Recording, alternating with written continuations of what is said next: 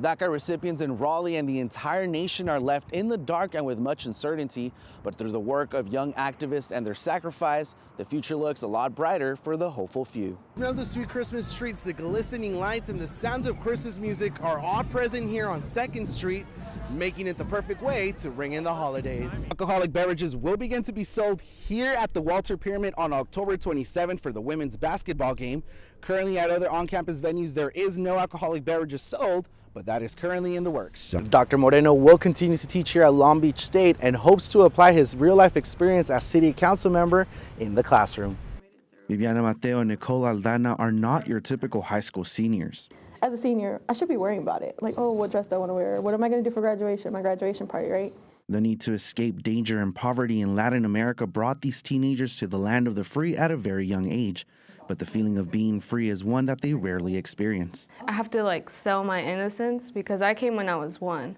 So this is the only country I know, the only state I know. I've grown up here my whole life. So for people to say I can't get in-state tuition when I've lived here my whole life, it's very confusing for me. In the United States, there are a total of 690,000 unauthorized immigrants benefiting from the Deferred Action for Childhood Arrivals program, or DACA. North Carolina is home to 27,000 recipients, making it the 7th state with the most temporary work permits, a benefit of DACA. Raul Pinto works with the North Carolina Justice Center to educate the undocumented community about the options they have. Folks have to really think about their own situation. I think that they should be thinking about it, talking to immigration attorneys, not talking to notarios about it. That's a big problem here in North Carolina. So that they can see the circumstances that they have in front of them.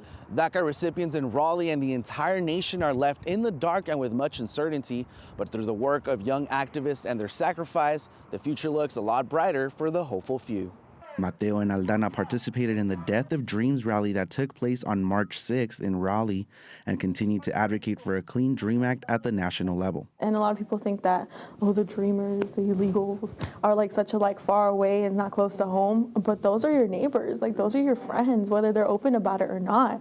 And that's the thing that pushes me to do this, because a lot of people are so scared. I'm a human, I grew up here, this is the country I know. So for people to say oh no, you're not from here, I'm what makes the difference? Because came here when I was 1, getting what we truly want, our basic human rights. Today marks 1 year since a 5-alarm fire engulfed an apartment building under construction in downtown Raleigh. The fire spread to nearby buildings and forced evacuations. The Quorum Center and Link Apartments sustained extensive damage. No one was hurt and the cause has never been determined. This fire is believed to be Raleigh's largest in almost 100 years. Cuts in the federal budget could impact a program right here at home, specifically Meals on Wheels, the program that provides about 2,000 lunches across the Triangle each day. Raleigh's popular sunflower field is making the environment a better place. The city received more than $150,000 in funding from a grant to harvest sunflower seeds for biodiesel. Funding will go towards production cost of the 75-acre sunflower field. The city's first tested the flower for biofuel production in 2010.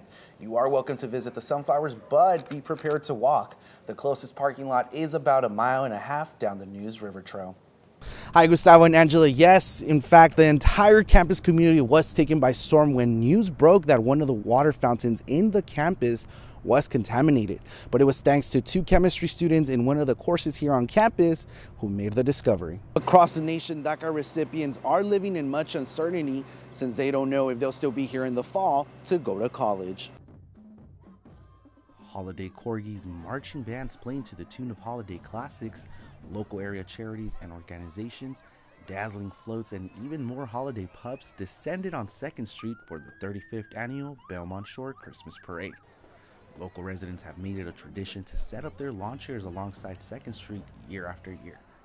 This year's themed Christmas in Paradise is one that best suits Belmont Shore, as local residents agree that this truly is a holiday paradise. It does. Long Beach is a paradise, and just walking down here, all of the houses lit up, and just it gives you that vibe, that you're in a magical wonderland.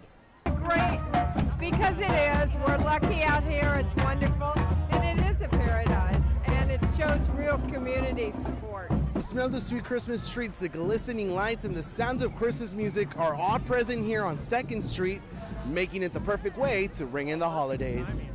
The parade had over 100 participants made up of school marching bands, local associations, and businesses, as well as local politicians.